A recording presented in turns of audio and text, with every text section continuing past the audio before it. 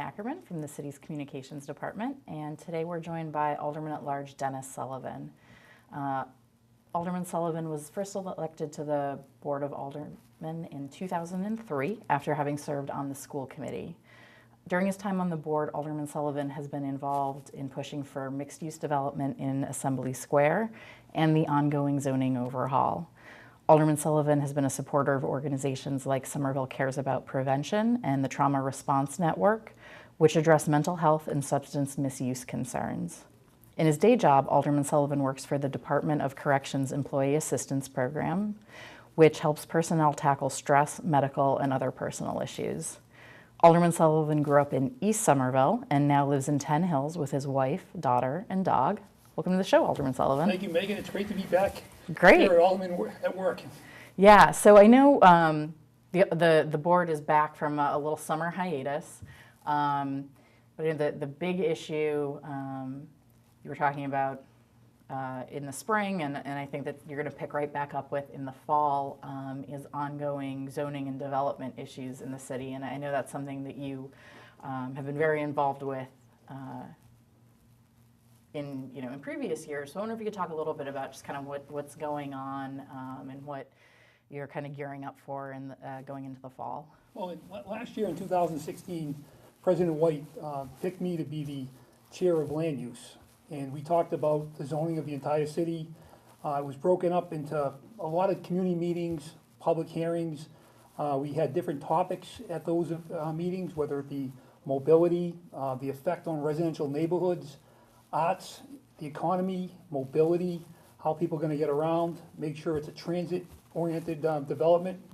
So it's been a long process. I think we did a lot of great work in Union Square. We got it right, and I'm looking forward to rezoning the whole city, because quite frankly, there hasn't been any progress or any zoning changes since the 90s. Yeah. And a lot of the zoning we have now is ambiguous. People looking for minor changes in their households, whether it be a dormer, something like that. It's a long, arduous process. So I think the new zoning, not only for the big developments like Assembly Square, like Union Square, but for the residential homeowner, it's much needed. Sure, and I know you were also very active in Assembly Square over the years, which was obviously a multi-year, almost multi-decade process to get that going. So I'm sure you can talk a little bit about how some of these processes take a long time, but you usually only have one shot to do them. No, positively, you have one shot, and it's a lot of hard work. I have a little technical difficulty here. How's that? Okay, thank you. Very high tech. Yeah, you have one shot. A lot goes into it, a lot of planning, a lot of neighborhood meetings. Not only hard work for the aldermen, but for the city staff. We have a very talented city staff led by George Proakis, doing yeoman's work. We're so fortunate to have him. But also the meetings, the charrette meetings that we've had across the city. So, it's hard work. We've got one shot to get it right. We haven't rushed it. We started the process in 2015. The zoning expired. I think we made great progress during that time. We took what we learned, and we're going to fold it into the new zoning, and hopefully we'll have something that works for everybody. Yeah, and you were talking about the process and all the meetings and the charrette series, which has, to me, been one of the really interesting things to kind of see, because they feel a lot more accessible to your average person than sort of traditional planning and zoning meetings you might have held in the past, where it's really technical. So I'm guessing you've attended some of them. I've attended several. And you obviously probably understand zoning much better than the average person, but what difference did you see in that process? Well, in the charrette meetings, people are talking, what they like to see as far as development. Zoning, we set the parameters, the rules for development, and we don't always get the product that we want. But in those charrette meetings, they're productive. They talk about streetscape, setbacks, public use. I mean, it runs the gamut, and they Yeah. break out into these great sessions, and I'm able to like visit different tables where people are working on things, and it's great. But the other night they had one in Davis Square, and I hit that Yeah. briefly, and then there was a meeting in Ward 4 around a homeless shelter that's trying to go up on Essex Street. So it was a tale of two cities. Yeah. Some neighbors were concerned about the density issue, the traffic in the it's going to bring to the neighborhood. Some people understand the need for it, but they just want to make sure that their quality of life is not infringed on. Sure, sure.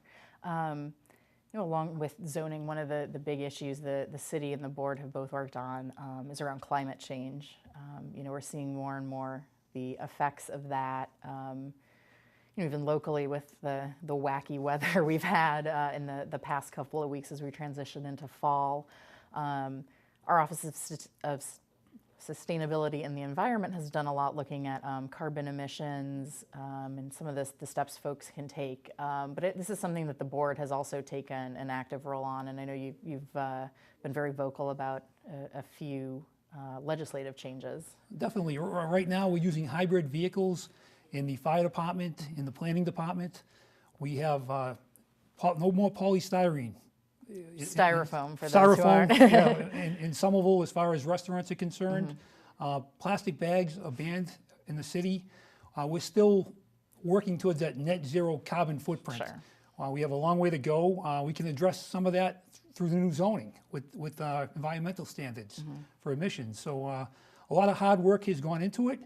We have to be cognizant that it's going to take also enforcement. I know when the polystyrene ban was rolled out, there was a little bit of confusion among the restaurants. So, we have to roll it out, but we have to do it in such a way where people are educated. Sure.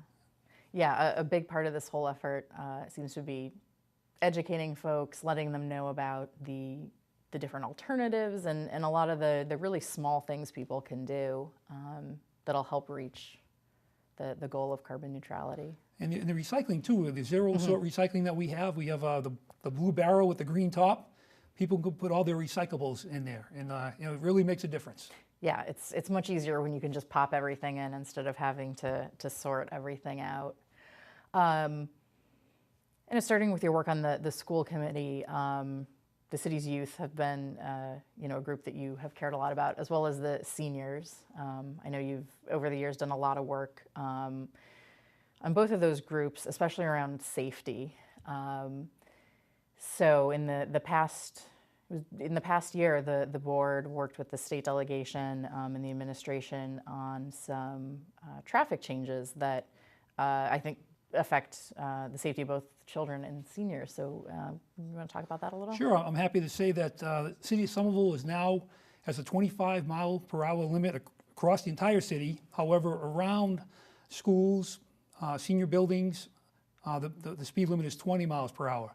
We started the conversation regarding senior safety zones several years ago. I was chairman of the Senior Services Committee. We used to take those, we still do, we take the committees on the road into senior buildings where people live and hear their concerns. We heard over and over, especially Brady Towers, which is located right down the street at the end of Highland Ave. It's a dangerous intersection. So this is going to make a difference. It's not going to solve everything, but I think it's a step in the right direction. Yeah, encouraging a little bit of a behavior change and getting people to hopefully pay a little bit more attention. Right, and even in our central business districts, like little things like repainting no cycling on sidewalks can make a difference. Oftentimes I hear from seniors in Davis Square that they're walking along and a bike came along and they didn't know which way to go. The bike didn't hit them, but they lost their balance on the brick sidewalk. So it's about education, working with those groups. Not to say I love bicycling. We're making progress down there in Beacon Street with the bike lanes, the raised bike lanes, protected bike lanes. But things like that in the most densely populated city in New England can make a positive difference. Yeah, we're all kind of bumping into each other, so it's definitely important to pay attention to the different rules and regulations around that. I wanted to go back. I know you've been on the board now for 14 years. It's hard to believe. I know. And prior to that, you had been on the school committee. So I was wondering if you'd talk a little bit about some of the things that you did on the school committee and how that kind of relates to projects you've taken on as an alderman. Well, at school committee, we were lucky to build several new schools at 90% reimbursement. Those days are long gone, Long unfortunately. gone. The Capuano, the Genziano School down at Lincoln Park. We did a great job at bringing technology, a better physical plant for the kids to learn. And right now we're dealing with building a brand new high school. And there was a big vote that people took, and I supported that. The high school is in a dilapidated condition, not ready to teach the kids today Right. of the proper way to go. More important now, that with a 3-year-old daughter, it's more important now. I didn't have kids when I was on the school committee, but it's more important than ever right now to get that right and give kids the tools and the education they need to succeed. Sure. Did you go to Somerville High? No, I went to okay. I went to St. Clement High School. All right. I was going to ask how that compared, because I know you've obviously been in the high school more recently. Right. How that changed. This is a little bit of a silly question, but I know for several years you were very active in our holiday celebrations at City Hall, helping distribute gifts, being a fill-in for Santa over the years. How did you get that role? I was asked one night by the mayor to play the Santa Claus for the tree lighting, and it was a great experience. I had a lot of fun. The fire department picked me up and drove me in, and I got out and acted like Santa Claus. It's been great. Since then, I've bought 2 Santa Claus outfits. I go to senior buildings, children's parties, and the month of December is a very busy month, but I love to do it. Yeah, that sounds like a fun, and you made the investment in it, obviously. Right. Going back to the zoning a little bit, you're talking about how it's going to help in terms of large developments, like what has already happened in Assembly, what's going on in Union, as well as for just homeowners, people trying to make some basic changes, and kind of with that, affordability is a huge topic on a lot of people's minds. And that's something that the board took action on even before this zoning. So I was wondering if you could talk a little bit about some of the discussions that were had around increasing the affordable zoning regulations. Well, increasing the percentage of affordable housing, we have to get it right. We want to make sure that we don't raise it so high that it stunts development, creating a lack of affordable housing. I'm happy to say we went to 20% in Union Square.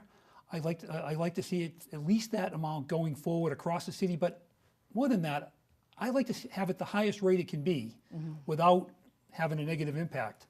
The amount that commercial development pays, the linkage into the Affordable Housing Trust Fund. When I first got on the board, I was a member of the Affordable Housing Trust Fund, and that money is invaluable to developing affordable housing. So I'd like to see the linkage raised to a point where it doesn't hurt commercial development. Also, I'd like to propose more incentives for developers, allowing them to build maybe a little bit more if the percentage of affordable housing is higher. So going forward, those are the things that I'm looking. There isn't a week goes by that I do not get a call from somebody that's being priced out, whether they're in their 30s with children, which is having a negative effect on our school system. Right. Whether it's somebody in their senior years that have lived there their entire life and they're being priced out. So I'm always on the phone with the Somerville Housing Authority. Nancy Alwood, the mayor's chief administrator who retired, she used to work for the housing department. She was an invaluable asset. Yeah. And we have to do everything we can, including a point person at City Hall to help people with the issue. Yeah, it can definitely be a complex system to try to figure out. There are a lot of different requirements around that.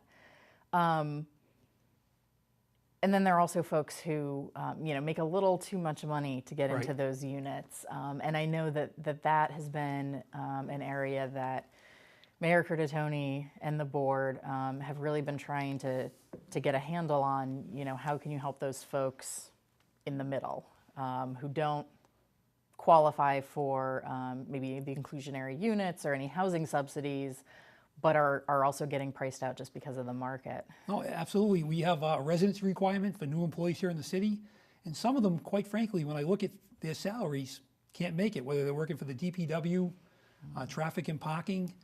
So, we have to take a look at that. And maybe, I think another thing in the new zoning could be, another idea would be housing for employees, for the people that do the work here in the city, that keep our streets clean, keep them safe, that educate our kids. There ought to be a path for housing here for them too. Yeah, so something sort of a middle income. Definitely.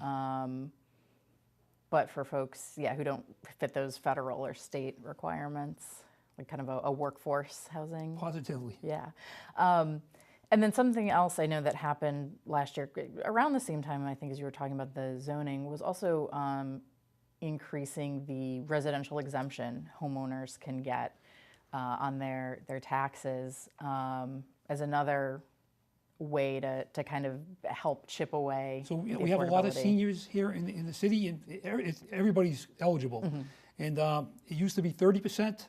And how that works, they take the entire levy, and 30% of the entire levy, I think it was approximately $140,000 was taken off the value of your house, that you didn't have to pay taxes as long as you were owner occupied. We've proposed to increase it to 35%, which will have a positive effect. Also on the water rates for seniors, we proposed a senior abatement regarding that. So those little things can keep people where they want to be in their houses.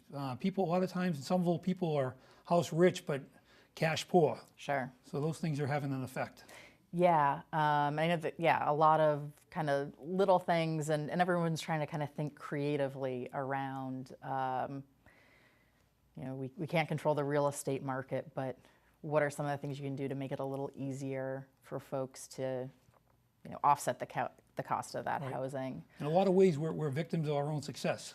Sure. I mean, when the Green Line gets built in several years, we'll be less than a mile walk to public transportation from anywhere in the city. Yeah. Which will, not only that it's convenient, people can get to work to and from Boston, but also it's going to have a positive effect on the environment.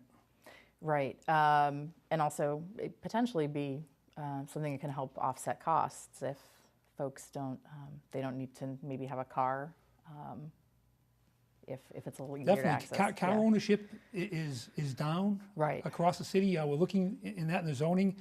Maxwell Green, if you look at the required parking, I don't think they're using 2/3 of it. There's a lot of empty parking spaces over there. We want to make sure that doesn't happen in the new zoning. It's going to be good for the environment, and it's going to be a better development. We can have less paved area. Over the past couple of years, there's been a lot happening in East Somerville, where you grew up. So I wonder if you talk a little bit about, how you've seen that neighborhood change, since you were a kid, even up until now, although maybe you don't want to do the whole span. Right. Well, I mean, growing up, it was basically an Irish and Italian neighborhood. Now it's a very well-diversified area. A lot of great restaurants down there. Just had the East Somerville foodie crawl. Right, East Somerville foodie crawl. It's a destination down there. Italian restaurants, Spanish restaurants. There's development going on down there, highly sought after. You're several blocks away from the Orange Line, the MBTA stop. It's a great place. It's changed. The people have come in. It's gotten more expensive even down there. Yeah. It's still like the last place, last affordable place, people call it. But it's changed for the better. And I think when the Green Line comes to Union Square, that lower part of Ward 1 off of Washington Street, they'll have either the Green Line in one direction and the Orange Line in the other. Yeah, there'll be some more options there. And like you're saying with Somerville in general, kind of being a victim of its own success with prices going up. Do you see that kind kind of happening in East Somerville now. And, Yes, yeah. definitely happening right now. I grew up on Florence Street, and the house next to me, which is a carbon copy of my mother's house, they bought it, and they made it in the condos. The first floor unit, it's about 750 square feet, went for $500,000. In the second floor, which was about 2,100 feet, went for, I think, 750, somewhere, something like that. So, it's people just can't afford that. Right. And we have to buckle down. People keep saying, we can only have an effect. There's not one solution that's going to solve it. Yeah. It's going to be, like you said, a combination of all these measures that we undertake. Yeah, it's definitely a tough issue and sort of a regional issue too. Looking at sort of housing shortages everywhere, not just in Somerville, which kind of ties again back into the zoning, trying to drive some of that development. I know a big focus has also been pushing some of these larger projects to parts of the city that aren't quite as developed, so that you kind of keep the neighborhoods the way folks have enjoyed them over the years. Definitely, Inner Belt is probably the next blank canvas, if you will, to be developed. It's right near Boston. There's a lot of potential down there, and I'm looking forward to that discussion. Yeah, that's that and Brick Bottom are probably some of the next ones to come up. Also, so Winter Hill is also kind of a neighborhood where there's starting to be a lot of change. And that's in Ward 4, where Yep. you currently live. And I know you've been involved in some of that process as well. With folks in that area, as sort of some businesses have moved out, trying to revitalize it and get it to be a little bit more active. Yeah, we've had Winter Hill Brewery come in recently. Across the street from there is a big development on Broadway in Temple. People, when you walk around the neighborhood, people are concerned about the Star Market site. Yeah. The problem there, it's a 30,000 square foot footprint. The current zoning calls for a food store. No food store wants a 30,000 square footprint. I know Ocean State Job Lot tried to come in. Yeah. It was met with opposition from the neighborhood. When they came in, as a matter of fact, the developer had the presenter pull out a screen. It said Somerville, Summerville, which was met with... That's a good way to get a lot of resistance from the neighborhood right there. That was the first slide that night. So, zoning, we have to address that in the zoning. It's privately owned. We can't make somebody develop something, but we can do all we can. And as far as attracting those big businesses, like we have partners down at Assembly Square. I know Google was looking for it, or Amazon. I think Amazon was the latest. Currently looking. And I think we could improve our marketing, our marketability. Make sure we reach out, to be part of that. Union Square will be ready. It's not ready yet, I think, for Amazon to come in without the green line. Right. They can't wait several years, but we have to be ahead of that curve when an opportunity comes along. Sure. And then in your current neighborhood, 10 Hills, there's been a lot of activity around getting people more connected to the waterfront, both sort of over in 10 Hills as well as in Assembly Square as you walk over. So what are some of the changes? Have you noticed more people using it? Different kinds of activities going on there? There's a beautiful footbridge that connects 10 Hills to Assembly Square. People take that every morning. There's foot traffic going to Assembly Square to get on the Orange Line. When I go to Boston, when I work on weekends, I'll take the train to Rosendale, Forest Hills, and walk from there. No, it's a great asset. Yeah. And I'm seeing people on bikes and walking to and from the train. Yeah, I was kind of blown away the first time I went over to Baxter Park. It was the first time I had seen people in that area. Right. It had been so kind of overgrown for so long that I had to do a double take. It's like there were people with children and the pets and riding bikes, and it was really a remarkable change. I take my daughter down to Baxter Park once a week for a picnic on a blanket with the dog. And, I'm sad to say, when Baxter Park was rededicated several years ago, I had never heard of it. It was totally disconnected from the city. Yeah. The DCR called up and they said, we're doing a groundbreaking for Baxter Park. And I said, where is it located? What a gem, what a valuable asset that we have there. Yeah, and I know there's also been some partnerships with the state around some boating and getting people actually out on the Mystic and using that resource. We've actually taken the canoe several times. Yeah. And actually the Community Preservation Act, there's a grant that the Blessing of the Bay Boathouse is in line for, and work should start improving that, I think, probably next year, early next year. Yeah, so that was one of the projects under consideration. So help make that a little bit more accessible to more people, especially in kind of the growing neighborhood of Assembly as well as over in 10 Hills. So we're almost out of time, but I was wondering if you talk a little bit about having a child in Somerville. It's a lot of things. We're seeing more families stay in the city and decide to continue to raise their family as opposed to moving out when their kid hits school age. So as a parent of a young child, what are you hearing from folks? Well, I think people are excited. Young folks, there's always something to do here every weekend. Whether it be Fluff Fest, you go down to Union Square, there's always something that I can take my 3-year-old to, that we can just spend hours down there. It's great. I think the school system is headed in the right direction. New high school on the way. I think that where we were once one of the cities with the highest level of school-age children, and we dropped considerably, I think we're headed back towards that. Our enrollment is up, our class sizes, are climbing. So I think, we're headed in the right direction, and Somerville is a place to be. I work with one gentleman. He lived on Cameron Avenue, and he bought a house in Dedham because he couldn't afford to buy here. Yeah. And he tells me once a week how much he misses the city and how much was going on here with the Arts Council. At the Christmas time, we have the Illuminations tour. There's always something going on here. So it's a great place to be.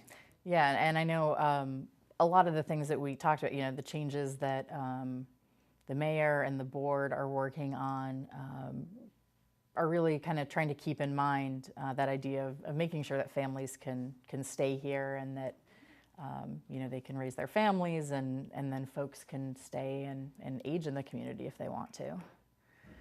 Definitely. Yeah. So I wanted to thank you for joining us today and thank everyone for tuning in, and we will see you on the next edition of Alderman at Work.